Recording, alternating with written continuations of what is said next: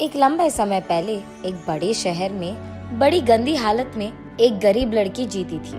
उसका नाम सरला था। वो अपने माता पिता और भाई के साथ एक छोटी सी घर में रहती थी। उसका पिता शहर में मिल रहे छोटे मोटे काम करता था और इतना ही नहीं, सारा दिन मेहनत करके कमाए हुए पैसों में से आधे पैसे वो दारू में लगा देता था। इसीलिए उनकी घर की हालत दिन ब दिन बिगड़ती गई। ना उनको हर रोज खाने के लिए खाना था, ना पहनने के लिए कपड़े थे। सरला का भाई भी हमेशा भूख की वजह से रोते रहता था और उसकी माँ की तबीयत हमेशा खराब थी। इसीलिए सरला उसके भाई का ध्यान रखती थी। सारे घर का काम भी वही करती थी। जितना था उतने में ही खाना पकाकर अपने भाई को देती थी और अपने माँ को भी खिला देती थी। अगर कुछ बचता तो खाती थी, वरना वो भी नहीं करती। ऐसे दिन बीतते गए और उसकी माँ की हालत बिगड़ता गया। इसीलिए कम से कम 2 दिनों में एक बार भी खाना मिलना मुश्किल बन गया था। इसी कारण वो फैसला करती है कि वो भी कोई ना कोई काम करेगी और पैसे कमाएगी, ताकि उनको खाने के लिए खाना मिले और उनकी माँ के लिए दवाइयाँ भी।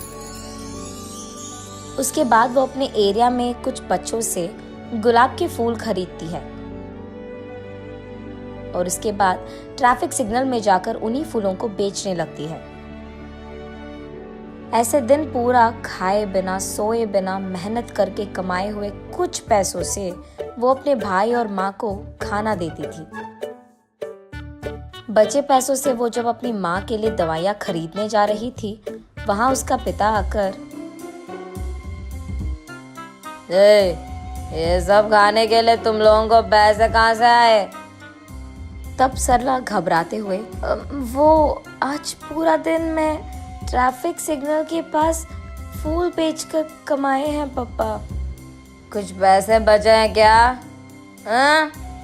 कुछ बचे हैं पापा, माँ के लिए दवाइयाँ खरीदने जा रही हूँ।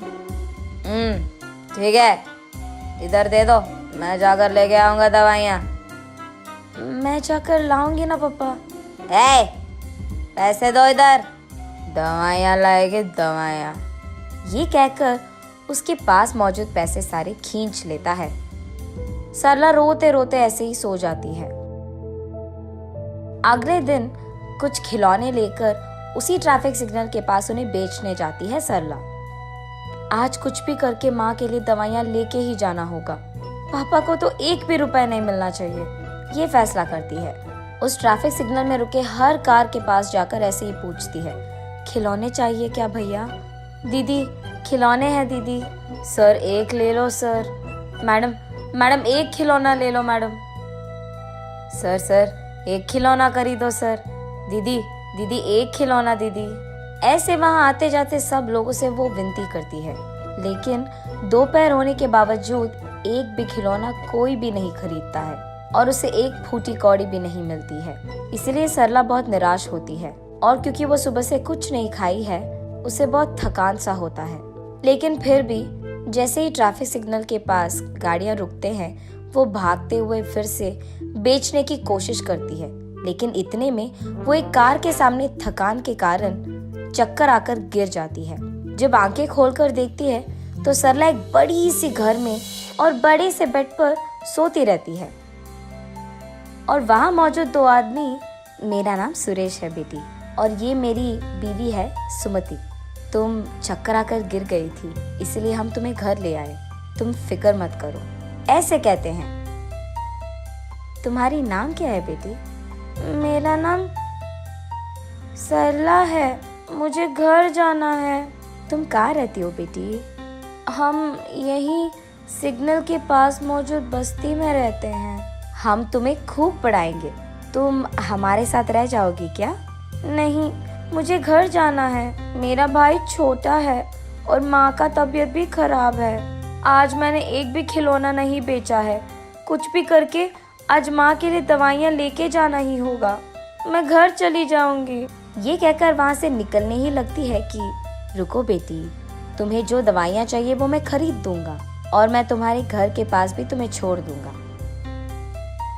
ये कहकर सरला को कार में बिठाकर कुछ दवाइयाँ और खाना खरीदकर सरला को उसके घर में ड्रॉप कर देते हैं। तब उस दिन सरला जो कुछ भी हुआ उसकी माँ को बताती है। अगर वो लोग फिर से दिख गए तो मेरी तरफ से शुक्रिया अदा करो उनका। ठीक है माँ, ये कहकर वो उस दिन पेट भर खाना खाती है और खुशी से सोती है सरला। अगले दिन सुरेश और सुमति सरला के घर आकर सरला के माँ के साथ ऐसे कहते हैं, हमारी भी सरला जैसी ही एक बेटी थी, तबीयत खराब होने के कारण वो गुजर गई। अगर आपको ऐतराज न हो तो आपकी बेटी को हम अपना लेंगे। हम वैसे भी गरीब हैं, कम से कम उसको तो एक अच्छी जिंदगी मिलेगी। ऐसे उसकी माँ को ऐतराज होने के बावजूद वो हाँ कहती है। माँ, मैं नहीं जाऊंगी माँ, तुम्हें छोड़कर नहीं जाना मुझे। ये कहते हुए सरला रो पड़ती है। तब सरला को वो लोग समझकर ऐसे कहते हैं, तुम्हारा सारा परिवार हमारे साथ रह सकता है, हमारे तो रिश्तेदार भी नहीं है और औलाद भी नहीं है, हमारे पास बहुत सारे पैसे हैं और तुम सबका देखभाल हम कर सकते हैं। सरला की माँ को ये बात मंजूर होती है। तब सुरेश और सुमति सरला के साथ उसकी सारी परिवार को उनके घर ले जाते हैं।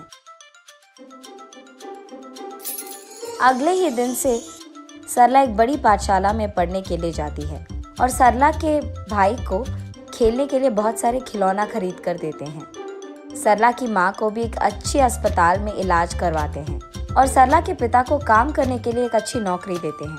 ऐसे उस गरीब लड़की सरला को सुरेश और सुमति के कारण एक अच्छा जिंदगी मिलता है और उसके साथ साथ उसके परिवार को भी।